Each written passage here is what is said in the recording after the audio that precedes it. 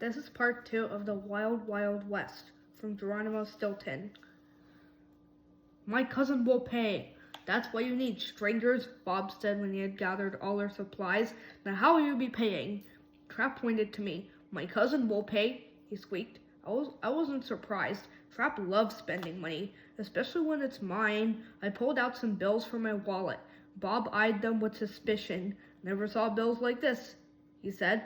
Nope, you need gold in these parts, stranger. With a sigh, I gave him my gold watch. Not enough, partner, he said, pocketing the watch. I'll need more gold. What else do you have? Before I could think, Trap spoke up. My cousin has a gold tooth, he announced. Bob took out a pair of pliers. Open up, he ordered. Jeez, Nibwits. He was going to yank out my gold tooth. I felt faint. Just then, my sister jumped to my rescue. Stop! Don't touch him, she shrieked. I've got lots of gold for you. Good old Thea. I watched as she plunked down all of her gold jewelry on the counter. Not enough, Bob declared. At that moment, Trap mumbled something under his breath. Then he pulled out a gold chain that was hidden under his shirt. On it hung a giant shiny gold letter T. We all stared at it. That T must have weighed a ton. Still, Bob insisted it wasn't enough. I was getting annoyed. What more did this mouse want from us, our firstborn mouselings? It was time to put my paw down. Our gold was worth at least a few scruffy-looking horses. Before I could squeak, Benjamin piped up. Mr. Bob, I don't have any gold, he began, but maybe you like my new Cheese Blaster 4000 game? He pulled a small electronic video game from his backpack. Colorful pictures of Swiss slices and mozzarella balls zoomed across the screen. Bob's eyes lit up like my grandfather Chief Mouse Willie's when he discovers a penny on the sidewalk. You've got a deal, he squeaked. This toy's Fabio Mouse. By now, it was already dusk. We gathered our supplies and took off. We needed to find a place to spend the night.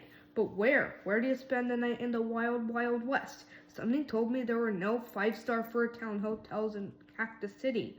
Squeaky time tea? Just then, we spotted a sign tacked to the front of the salon. It read, Rooms for Rent. Thea clapped her paws. Okay, everyone, here's what we're going to do, she announced. Jerry Berry will go into the salon. He will book us 2 rooms for the night. The rest of us will take care of the horses. One thing you should know about Thea, she loves being the boss. I stared at the noisy salon. Can't you come in with me? I asked. I'm a little shy in front of strangers. Trap pushed me toward the door. Oh, stop being such a fraidy mouse, he snorted. Shake a paw. I frowned. Don't push me. I can't stand it when you push me, I squeaked. I stepped into the salon. Cow rats were everywhere. They were playing cards, they were flinging darts, they were picking their teeth with pocket knives, rat-munching rattlesnakes. Those cow rats were tough.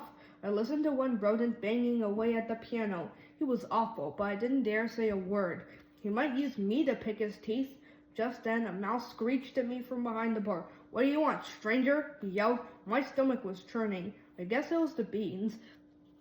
I decided a hot cup of squeaky time tea would be just perfect, so I asked him for one. His mouth hit the floor. Did you say a hot cup of squeaky time tea? He repeated.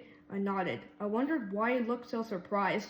I know the name sounds silly, but it really is a very soothing tea. He snorted and turned to the crowd. Did you hear what the stranger wants to drink? He bellowed, Squeaky time tea!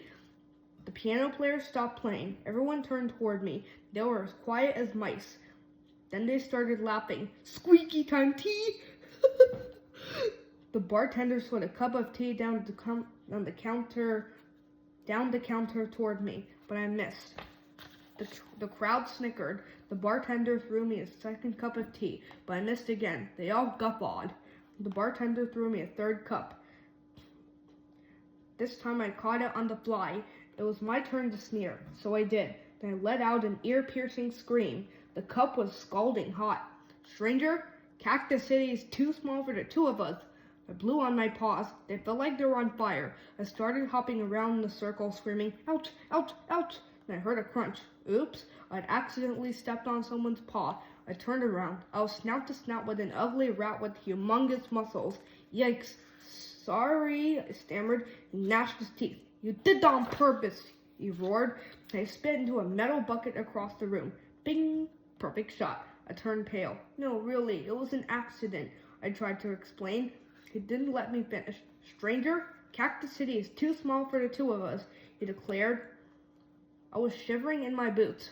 Oh, why did I have to step on this cow rat's toes? He was bigger than a pro rat wrestler.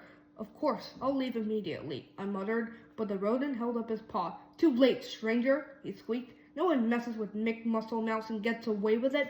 We need to fight it out. One of us will live, and the other will be pushing up daisies.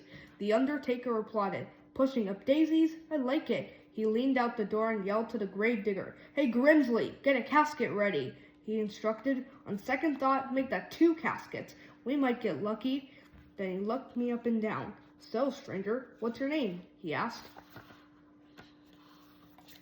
I go, well, my name is Geronimo. I said G as in gentle, E as in educated, R as in respectful, O as in, oh, I'm so sorry that I stepped on Mick Muscle Mouse's paw, N as in not done on purpose, I as in I am a polite mouse, M as in my, oh my, how did I ever get into this mess? O as in, oh, poor me. The Undertaker chiseled my name on the coffin. Let's see, that's Geronimo. G as in, gonna pay me in advance while you're still breathing.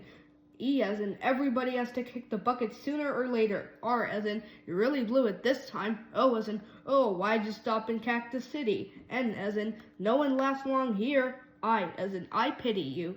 M as in, maybe you'll tell me why you stepped on the foot of Mick Muscle Mouse of all rodents. O as in, oh well, hope you had a nice life. Mick jumped to his paws. Let me at him, he shrieked. I'll flatten him. I'll mash him into cottage cheese. I'll skin him like a rat for rug. I'll spread him out like cream cheese. You, at that moment, a voice sang out, You, Mick Muscle Mouse, how are you doing this morning? It trilled. A pretty blonde rodent with bright blue eyes stood in front of us. She was dressed in all pink from her snout to tail. In her paw, she carried a pink umbrella. It was Miss Dolly Dandy Whiskers. She owned the Pretty Paws dress shop in town. Why, Miss Dolly? Mick gushed. You're looking lovely today. It was then that I noticed that Mick's fur turned beet red. Was he coming down with something? Rodent pox? The flu? A terrible case of sunburn? Then I realized he was beaming at Miss Dolly. I snickered. Yep, Mick Muscle Mouse was sick all right. He was lovesick. Just then, Dolly dropped her tiny lace handkerchief on the ground. Mick let go of my ear. He ran to pick up Dolly's handkerchief. Dolly smiled. Oh, thank you so much, Mr. Muscle Mouse, she gushed. Mick grinned. I grinned too. Not because those two were in love, but because Mick had completely forgotten about me. I grabbed my tail and ran. Saved by a whisker. I searched all over for my family, but it was as if they had disappeared. They were not in the salon. They were not in the general store. They were not at the blacksmith. They were not at the doctor's. They were not at the printer's. And they were not at the school. Although that last one didn't surprise me. My cousin Trap never did well at school. His best subject was lunch. 2 grilled cheese sandwiches plus 2 cheddar pies equals 1 happy Trap. Just then I heard someone shouting. It was my cousin. He was at the railroad station. And I heard another voice. I gulped. It was Mick Muscle Mouse. The two were arguing. It seemed that both wanted to use the same watering trough for their horses. Trap's voice was loud and shrill. You think you're so smart, he shrieked. Just wait till my cousin gets here. He'll teach you a thing or two. He's got more brains than a whole library. Mick spat on the ground. Oh yeah? He thundered. Who's your cousin? I tried pretending I was a statue. It didn't work. A plump rodent in the crowd spotted me. There he is, Mick, the one with the glasses, he pointed out. Trap pushed me forward. I nearly fell flat on my snout. Don't push me. I can't stand it when you push me, he complained. Mick Muscle Mouse glared at me. You again? He yelled. The next thing I knew, I was flying through the air. Mick had just hurled me into the sky. I landed with a loud splash in the watering trough. The horses looked annoyed. The Undertaker on the other paw looked thrilled. He jumped up and down and clapped his paws. Grimsley, let's finish that wooden coffin for the stranger, he cried. Something tells me he may need one soon. Grimsley snickered and raced away. Right at that moment, a skinny old lady with a flower in her hat came by. She reminded me of my great-aunt No Nonsense. She was one strict rodent. Mick Muscle Mouse, I heard the old lady yell. What are you doing? Mick looked at the ground. Nothing, teacher, he stuttered. She waved her cane in the air. Very good, Mick, she squeaked, because I'm keeping my eye on you, and you'd better behave. Just because you're not in school anymore doesn't mean you can disobey the rules. Mick shuffled his paws. Oh, of course, Mrs. Firmfur, he mumbled. As soon as she left, Mick looked for me, but as my cousin said, I'm one smart mouse. I already had it hightailed it out of here. There. No guns for Geronimo Stilton. We returned to the salon. Our rooms were on the first floor. The beds were full of fleas. The walls were stained and peeling. The floor had mounds of dust, and the smell was enough to drive a mouse to drink rat poison. Trav pinched his nose. Dreister, is that you? You should stay away from those beans, he smirked. I sighed. Oh, why did I get stuck with such an obnoxious cousin? He was so annoying. He was so immature. He was so clumsy. I watched in horror as Trav threw open the shutters, knocking over a huge vase of flowers. They crashed down on the street. Be careful! You could hit somebody, I shrieked. I scrambled to the window. Cheese niblets! The vase had hit somebody. Mick Muscle Mouse stood under the window, holding a flower. I could see a huge bump forming on his head. You again, he roared. Stranger, tonight I'm gonna finish you off. I'm gonna send you packing. You'll be headed for the great big cheese deli in the sky. In a flash, the Undertaker appeared next to him. Big cheese deli in the sky? He squeaked, rubbing his paws together. I ran down to the salon. I had to straighten things out between Mick and me. After all, I never meant to upset anyone. Unfortunately, Mick was another story. He loved hurting mice, and he was proud of it. Stranger, tonight there'll be one less rodent in Cactus City. Get ready for a shootout, he yelled. My teeth began to chatter. I'll certainly not get ready for a shootout, I stammered. Geronimo Stilton does not shoot guns. Mick rolled his eyes. This stranger is a Fraidy Mouse, he cried. Everyone in the salon stared at me. Fraidy Mouse, they chanted. Squeaks of laughter filled my ears. I did not do it on purpose. Before I could decide what to do next, 1. I slipped on a potato peel. 2. I somersaulted into the air. 3. I accidentally kicked Mick in the snout. 4. I grabbed the chandelier. 5. I swung onto the balcony. 6. I slid down onto the banister. 7. I accidentally head-butted Mick. 8. I fell back on a loose board. 9. I knocked a watermelon into the air. 10. I watched the watermelon land on Mick's head. 11. I did not do it on purpose. I apologized to Mick.